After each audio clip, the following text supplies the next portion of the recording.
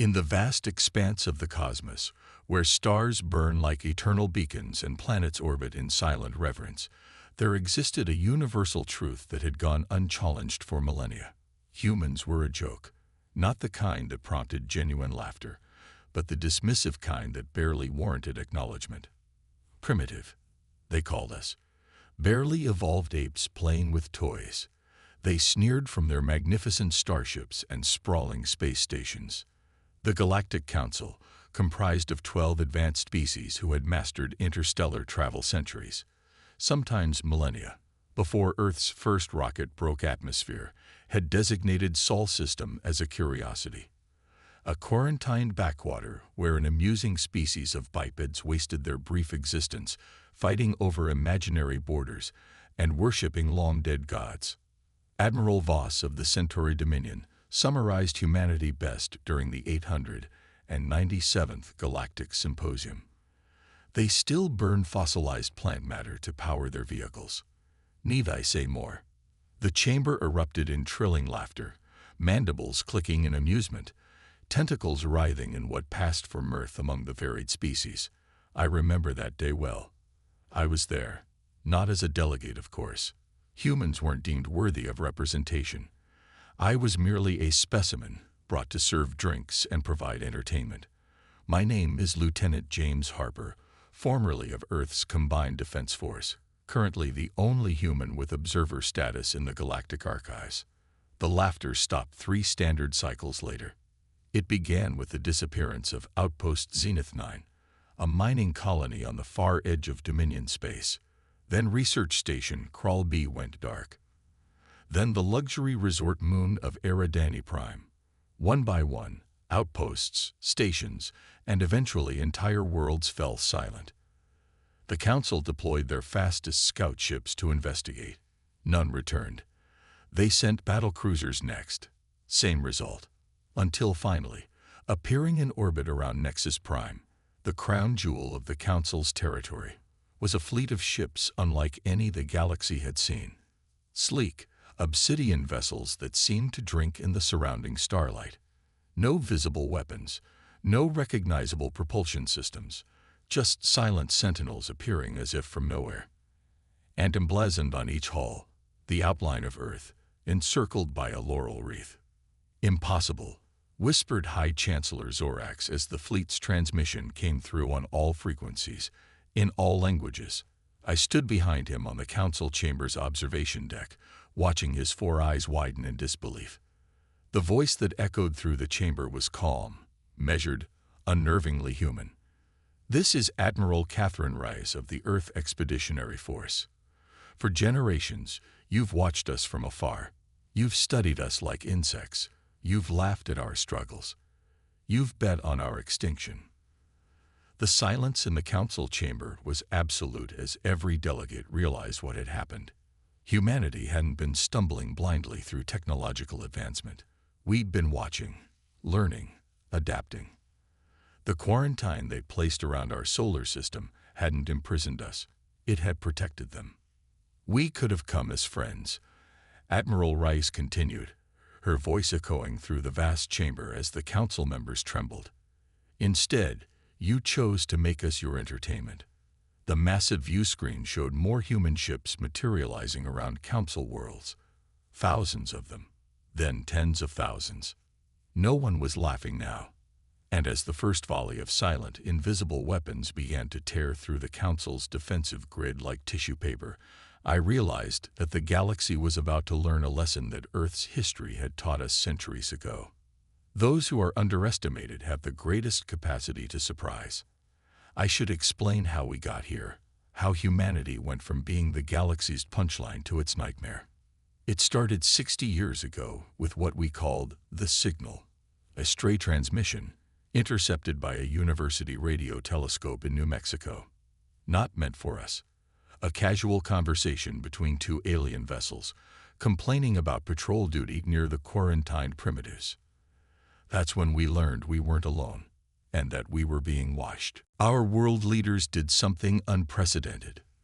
They kept it secret, not out of fear of public panic, but because of what else was in that transmission. The aliens had been observing us for centuries, documenting our wars, our resilience, our startling capacity for rapid technological advancement. They feared what we might become if we ever reached the stars. And they were right to be afraid. For decades, the world's brightest minds worked in shadow facilities buried deep beneath mountains and oceans, united by the knowledge that humanity's survival depended on their success. The petty differences of nations fell away when faced with the vastness of the cosmos and the knowledge that advanced civilizations were out there, watching, waiting for us to destroy ourselves. I was recruited from Navy intelligence at 26, tasked with analyzing alien communications. That's how I learned their languages, their customs, their weaknesses. That's also how I ended up here, volunteering for the riskiest mission in human history, infiltrating the Galactic Council as a specimen to gather intelligence from the inside. What the Council never suspected was that every serving tray I carried, every glass I filled, contained microscopic quantum sensors, mapping their facilities, analyzing their technology, transmitting data back to Earth through subspace channels they hadn't even theorized yet. Humanity's greatest advantage wasn't our ferocity or our intellect, though we had plenty of both. It was that we were perpetually underestimated. The Council races had evolved beyond conflict centuries ago. They'd forgotten what it meant to fight for survival. Their technology had plateaued into comfortable stagnation. They no longer understood what it meant to be hungry, to claw your way up from nothing.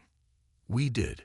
Earth's history was written in blood and fire, in civilizations rising and falling, in constant adaptation. While the Council laughed, we reverse-engineered every scrap of alien tech we could find. Crashed scout ships, discarded equipment, even the medical implant left in an abducted farmer in rural Montana. Each piece a puzzle fragment, slowly revealing the bigger picture. Admiral Rice had been the architect of it all. A brilliant strategist who'd risen through the ranks of Earth's unified military, she understood that our first strike needed to be overwhelming. Humanity would get one chance, just one, to reshape the power dynamic of the galaxy. Send the second wave, she commanded now, her voice calm despite the chaos unfolding on the view screens. I watched Council members frantically calling for evacuation as their defensive systems failed. The impenetrable shields they'd relied on for millennia were useless against weapons they couldn't understand. High Chancellor Zorax turned to me, his eyes narrowing with sudden comprehension. "You," he hissed, realization dawning too late. All this time. I straightened my posture, no longer playing the role of subservient specimen. "We tried to establish diplomatic contact 17 times, I said quietly. Your Council voted unanimously each time to maintain the quarantine. The chamber shuddered as another barrage hit the station. Emergency lights bathed everything in pulsing crimson. What do you want? Zorax demanded, his once imperious voice now trembling. Resources. Territory. I shook my head as I removed the serving uniform I'd worn for 3 years, revealing the midnight black officer's attire underneath, the uniform of Earth's Expeditionary Force. Something far more valuable, I replied, activating my neural implant to send a coded message to the fleet. Something you should have offered freely. The observation deck's massive doors slid open. Admiral Rice herself strode in, flanked by 2 silent soldiers in powered armor. The Council members shrank back, finally understanding the full magnitude of their miscalculation. Rice locked eyes with me and nodded slightly. Well done, Lieutenant Harper. Then she turned to address the Galactic Council, leaders of a dozen ancient civilizations who now found themselves at humanity's mercy.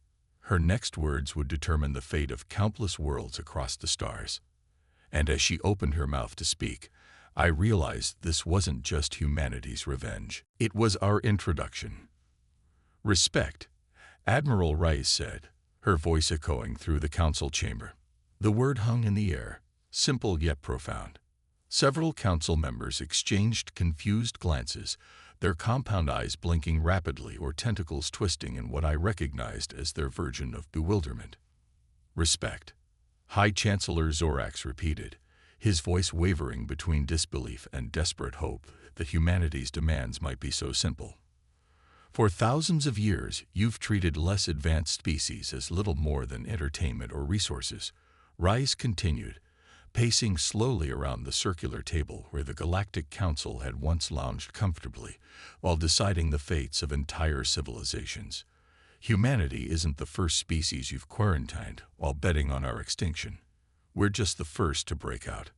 On the massive holographic display behind her, images appeared of other worlds. Dozens of them, where developing civilizations struggled under the Council's observation protocols.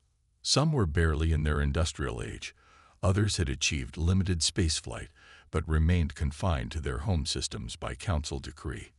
We're not here for vengeance, Rise said, though the destruction our fleet had already wrought suggested otherwise. We're here to rewrite the rules of this galaxy. Back on Earth, things were much less philosophical. I knew because my neural implant still received regular updates from Command Central beneath the Rocky Mountains. Humanity had gambled everything on this offensive. Our home planet was practically defenseless. Our resources stretched to the breaking point to build the fleet that now surrounded the Council worlds. Commander Diane Powell, my former superior at intelligence, had vocally opposed the plan. If this fails, she argued during the final strategic meeting, we'll have revealed ourselves and left Earth vulnerable. One retaliatory strike could end humanity. She wasn't wrong, but Admiral Reyes had been persuasive. If we don't act now, while we have the element of surprise, the Council will eventually decide we're too dangerous to allow further advancement. They'll sterilize our planet just like they did to the Arcturians when they developed faster-than-light theory. That had silenced the opposition. The evidence we gathered from intercepted communications had been clear. 17 species before us had been deemed evolutionarily dangerous and eliminated before they could join the galactic community. Meanwhile, across the Council space, human sleeper agents like me had been activated. Dr. Isabel Rivera, posing as a maintenance technician on the Centauri shipyards, had sabotaged their defensive grid. Commander Jackson, who had spent 15 years disguised as a non-sentient service drone on Rigel Prime, had accessed their weapons systems. We had people everywhere, watching, waiting, infiltrating for decades. The Council members didn't know that half their servant species, races they'd uplifted for menial labor, had already pledged allegiance to humanity after our agents revealed the truth. They weren't being given a chance to evolve. They were being deliberately stunted, kept docile and dependent.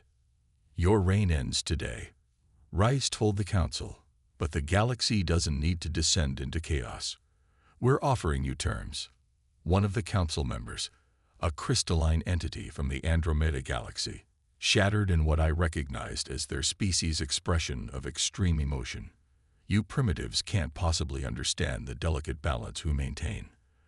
There are horrors beyond the galactic rim that would destroy us all if not for our protocols. Ray smiled thinly. You mean the Void Collective? We've already established communication with them.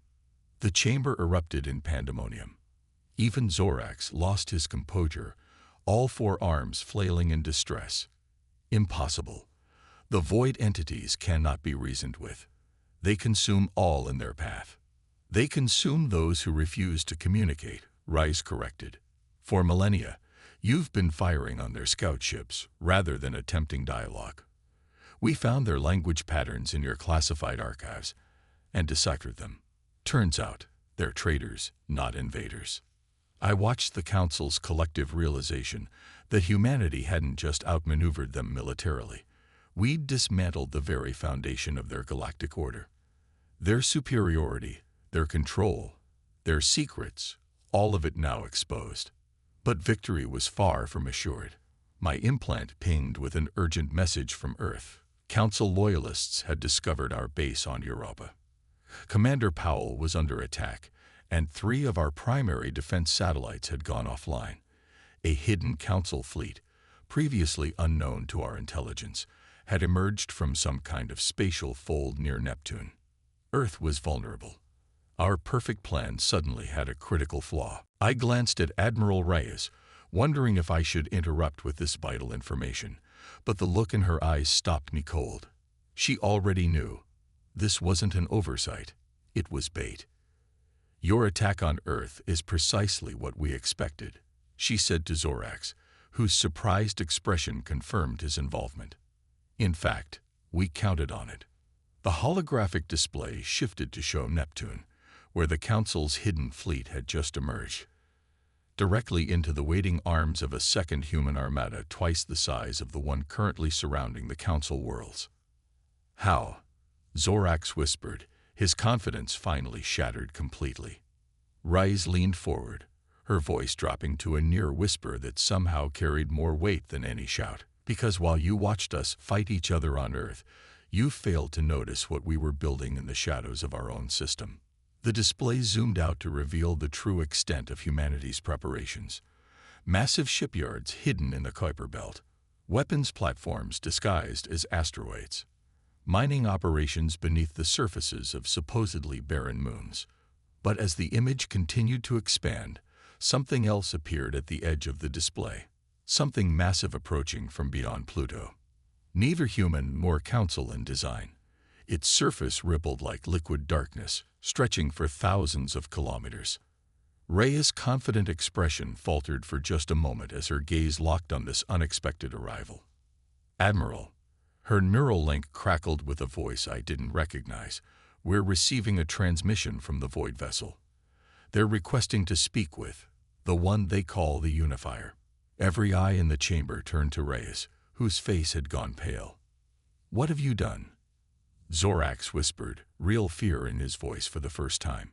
The massive void ship continued its approach toward our solar system, and I realized that in our quest to reshape the galactic order, we might have awakened something far beyond what either humanity or the Council was prepared to face. The Council chamber fell into an eerie silence as Admiral Rhea's expression hardened once more, that momentary flash of uncertainty disappearing behind the mask of command. "Lieutenant Harper," she said quietly, "you have more experience with void communications than anyone. I need you at the comms station." I moved quickly to the ornate console that had once been the exclusive domain of Council technicians, my fingers dancing across unfamiliar controls. The neural implant in my brain translated the alien symbols into something I could understand, pulling from the database of knowledge we'd accumulated over decades of covered observation. "The Void Vessel is maintaining distance at the edge of our solar system," I reported, watching the readings. "They're not advancing further." Message repeats, "The Unifier will speak, or the compact is void." Zorax made a sound I'd never heard from his species before, something between a laugh and a sob. "You fools," he whispered. "You absolute fools. Do you have any idea what you've done by contacting them?" Rhea's ignored him, instead activating her neural link to Earth Command. "Powell, what's your status?" Commander Powell's voice came through the shared channel in my implant. "Council strike force neutralized, Admiral. Minimal casualties on our side. But that thing out past Pluto, our sensors can barely comprehend it. It's like looking at a hole in space." "I know exactly what I'm looking at," Rhea's replied, surprising me. She turned to face the Council members, who seemed to shrink under her gaze. "The Void Collective was never your enemy, was it? They were your partners." The pieces suddenly clicked together in my mind. The Council's obsession with quarantining developing species, their fear of technological innovation, their stagnant development despite millennia of galactic control. "They made a deal with you," I said aloud, the revelation washing over me. "Contain evolutionary threats, prevent competition, and in exchange, they left Council worlds alone." Rhea's finished, a protection racket on a galactic scale. Zorax's upper limbs trembled. "You cannot understand the alternatives. Before the compact, the void consumed entire systems. Billions died. We saved countless lives by accepting their terms. While this drama unfolded in the Council chamber, across Nexus Prime and a dozen other worlds, the true battle was reaching its peak.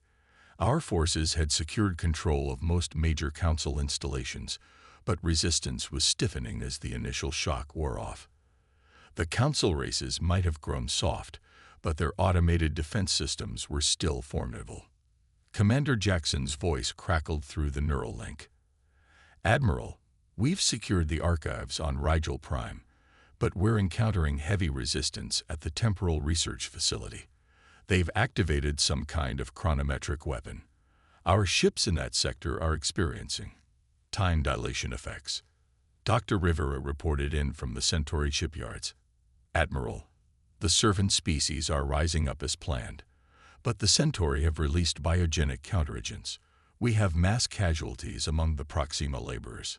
The strategic brilliance of humanity's surprise attack was showing its limits. We had stretched ourselves too thin, trying to secure too many objectives simultaneously. And now this new complication, the Void Collective, threatened to upend everything. "The Unifier," I said, looking up from the console. "They keep asking for the Unifier. Who is that?"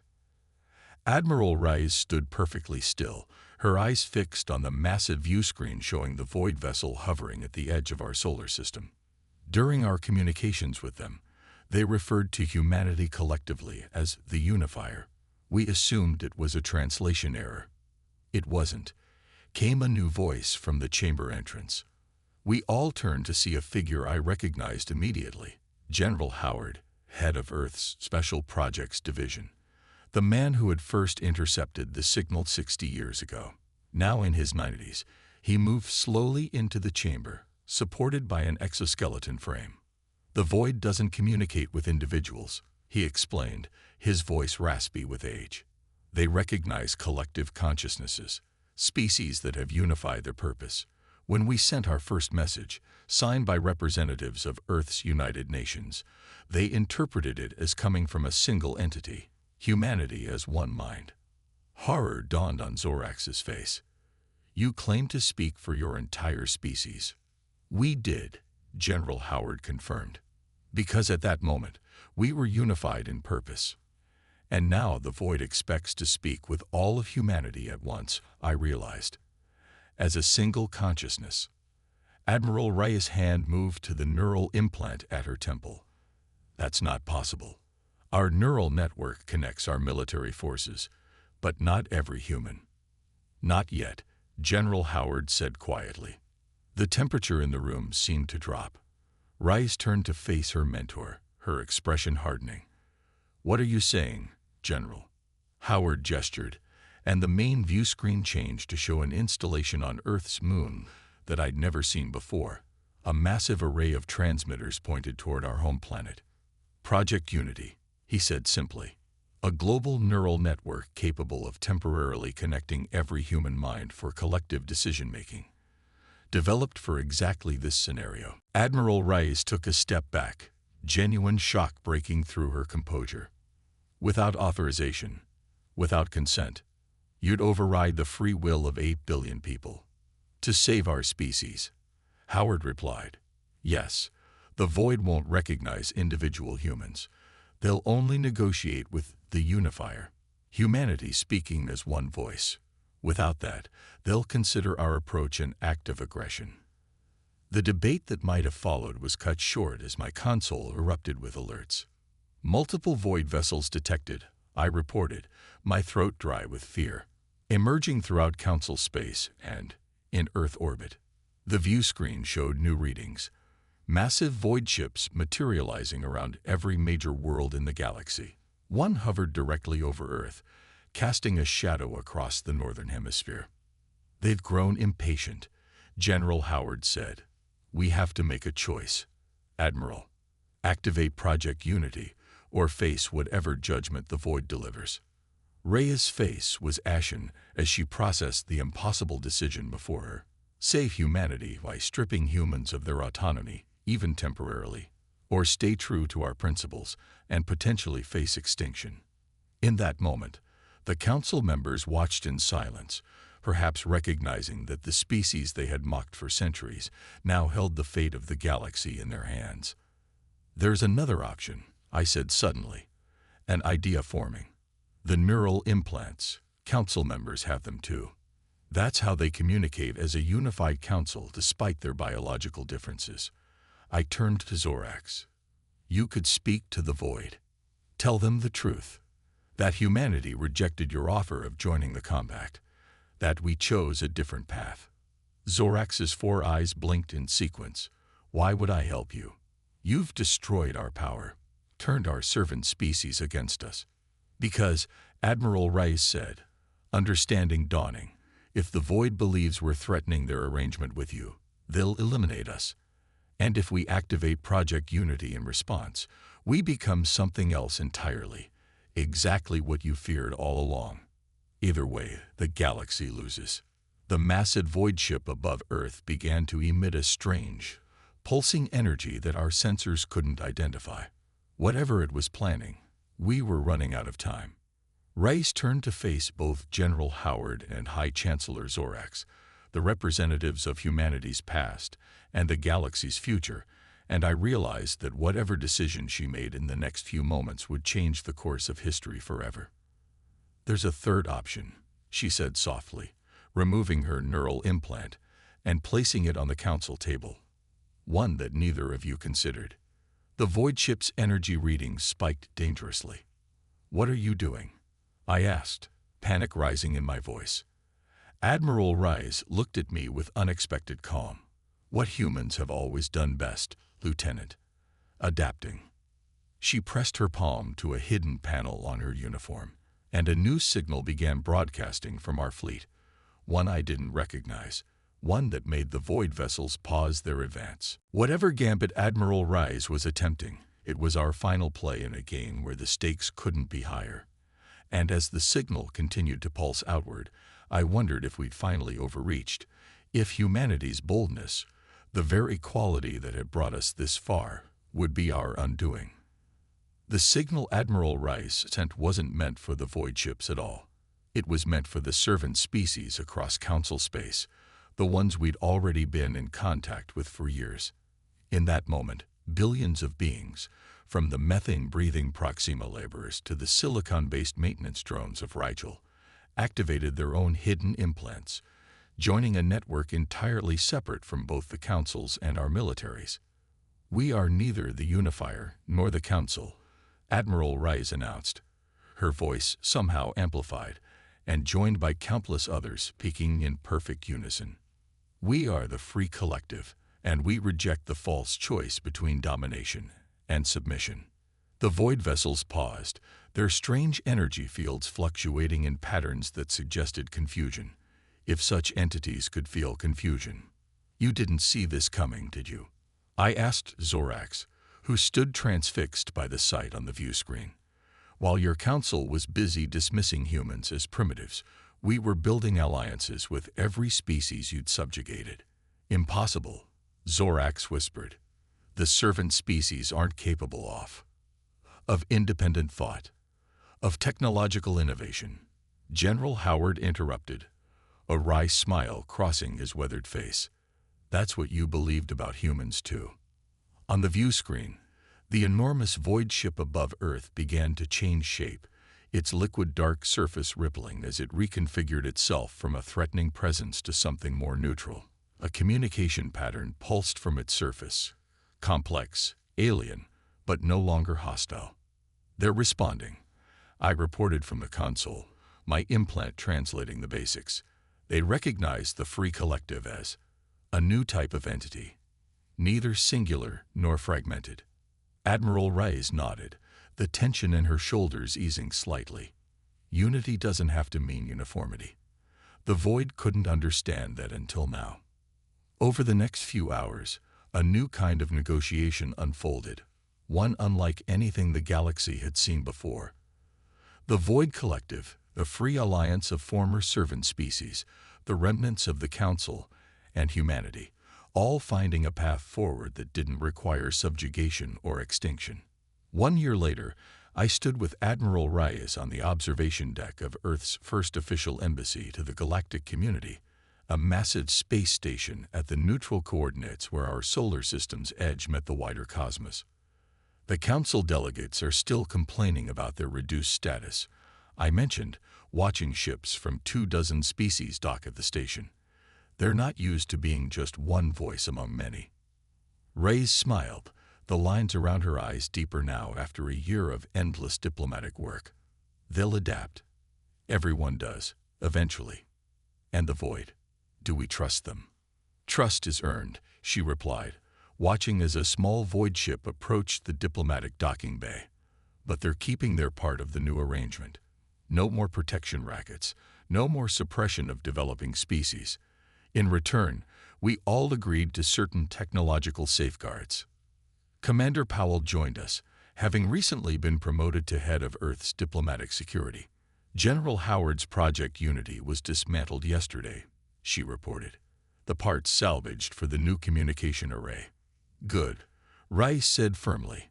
Some lines shouldn't be crossed, even with the best intentions. As we watched representatives from across the galaxy enter the Great Council chamber, once divided by hierarchy, now arranged in a circle of equals, I thought about how quickly everything had changed. From humanity being the galaxy's joke to helping reshape its fundamental order in barely a year. Not bad for a bunch of barely evolved apes, I said, quoting Admiral Voss's dismissive comment that now seemed like it had happened in another lifetime. Rice laughed. The universe has a sense of humor, Lieutenant Harper, and a funny way of teaching humility. A soft alert chimed, signaling the start of the historic first assembly of the Galactic Cooperative. Ready to make history again? She asked, straightening her uniform.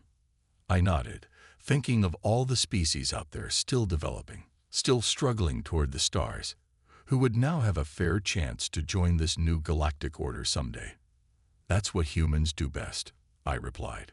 We never stop reaching for something better.